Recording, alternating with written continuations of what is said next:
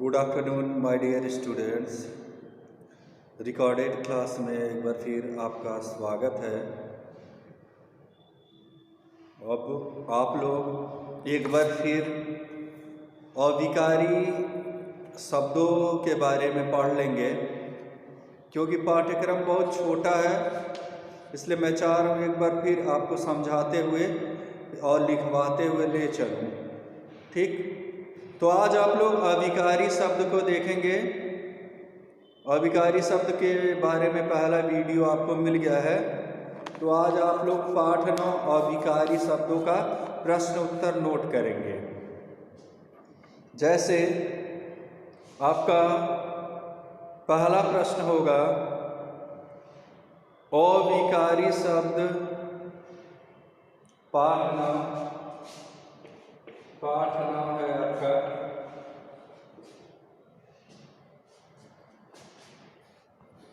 My dear students, आज आप लोग पढ़ेंगे अविकारी शब्द। अविकारी शब्द क्या होते हैं?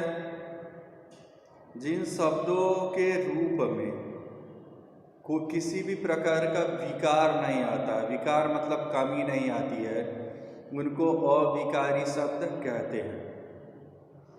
संज्ञा, सर्वनाम, विशेषण तथा क्रिया शब्दों के रूप में परिवर्तन होता है, अतः ये विकारी शब्द है। अर्थात इसके विपरीत जिन शब्दों के लिंग, वचन और कारक का कोई भी प्रभाव नहीं पड़ता है, उनको अविकारी शब्द कहते हैं। इसके ठीक विपरीत अविकारी शब्दों के रूप में कभी भी विकार नहीं आता। जैसे कल, कल, आज, कहीं भी इनको लगाएंगे तो ये वैसे ही रहेंगे। तो जिन शब्दों के ऊपर किसी भी प्रकार का प्रभाव नहीं पड़ता है, जिनका रूप परिवर्तित नहीं होता है, उन्हें अविकारी शब्द कहते हैं। तो अविकारी शब्द वाले वीडियो में मैंने आपको बताया था, अविकारी शब्द जो है, अविकारी शब्द के बाद पहला है क्रिया विशेषण। क्रिया विशेषण क्या है? जो शब्द क्रिया की विशेषता को बताता है वो क्रिया विशेषण है। इसके बाद क्रिया विशेषण के भी भेद होते हैं। पहला है कालवाचक, दूसरा स्थानवाचक, तीसरा है रीतिवाचक और चौथा है परिमाणवाचक। इसके बाद है संबंध बोधक और इसके बाद है समुच्चय बोधक, इसके बाद है विस्मयादि बोधक। तो इस प्रकार से इतने इनके प्रकार होते हैं। तो आपको अपनी कॉपी में पहला प्रश्न लिखना है कि पहला प्रश्न अपने कॉपी में नोट करना है कि विकारी शब्द किसे कहते हैं। तो इसका उत्तर होगा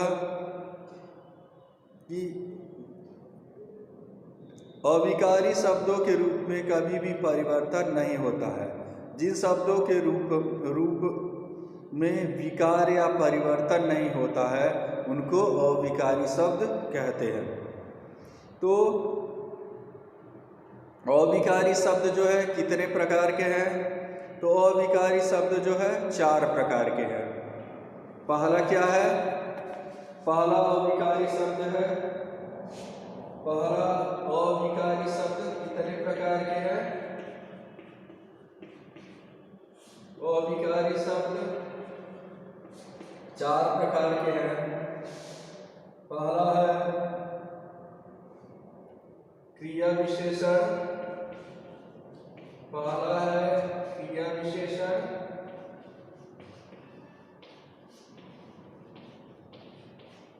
दूसरा है संबंध बोधक,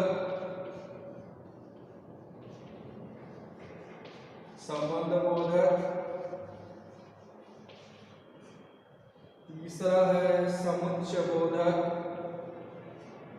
तीसरा है समुच्चय बोधक, इसके बाद चौथा है विस्मयादि बोधक,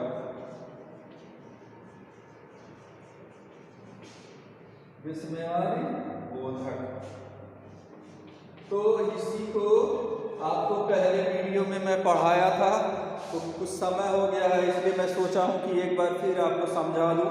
पहला वीडियो भी देख लीजिएगा।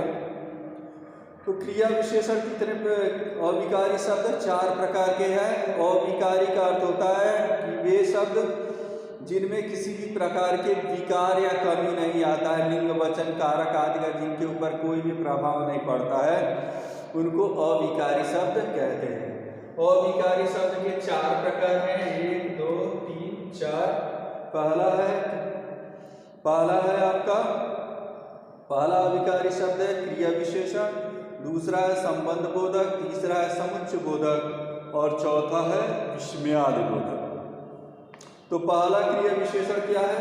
पहला है क्रिया विशेषण। जो शब्द क्रिया की विशेषता को बताता है उसको क्रिया विशेषण कहते हैं। जैसे घोड़ा तेज दौड़ रहा है, तो घोड़ा तेज दौड़ रहा है तो इसमें जो तेज है वो क्रिया की विशेषता को बता रहा है कि घोड़ा जो दौड़ने की क्रिया है उसको तेज कर रहा है। अब आइए हम क्रिया विशेषण के चारों भेदों के ऊपर विचार करते हैं। तो क्रिया विशेषण का जो पहला भेद है कालवाचक क्रिया विशेषण। ये शब्द क्रिया के होने के समय का बोध कराते हैं। समय के जैसे जब, तब, कल, परसों, हमेशा, रोज आदि, ये सभी जो है सदा समय का बोध कराते हैं। इसके बाद है स्थानवाचक क्रिया विशेषण। क्रिया विशेषण पहला जो था कालवाचक क्रिया विशेषण, दूसरा जो था स्थानवाचक क्रिया विशेषण। ये शब्द क्रिया के होने को स्थान को बताते हैं। जैसे क्रिया किस स्थान पर हो रही है, जैसे बाहर, ऊपर, नीचे, पीछे, पास, दूर, सामने, यहाँ, इधर उधर, दाएं बाएं आदि। इसके बाद है रीतिवाचक क्रिया विशेषण। ये शब्द क्रिया के होने के ढंग का बोध कराते हैं। रीति मतलब मैनर मतलब तौर तरीका मतलब क्रिया विधि, कि किस प्रकार से किसी काम को करते हैं। तो रीतिवाचक मतलब होता है रीति,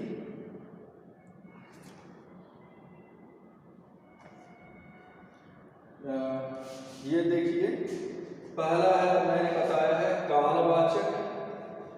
कालवाचक मतलब जो समय का बोध कराए।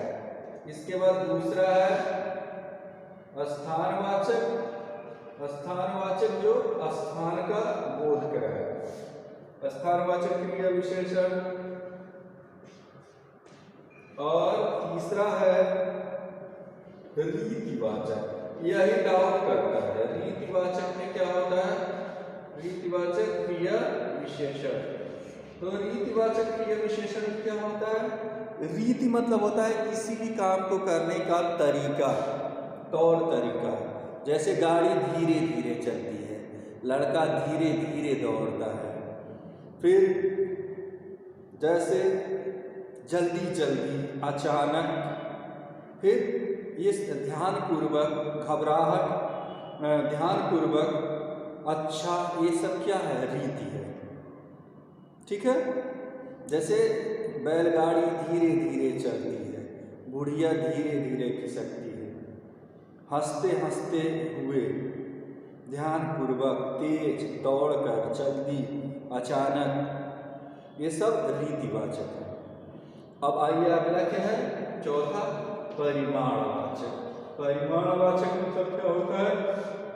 परिमाणवाचक में परिमाण का मतलब होता है माप, तौल, मेजरमेंट जिसमें करते हैं वो क्रिया विशेषण जो किसी भी ये शब्द क्रिया के होने के परिमाण या नाप का बोध कराते हैं।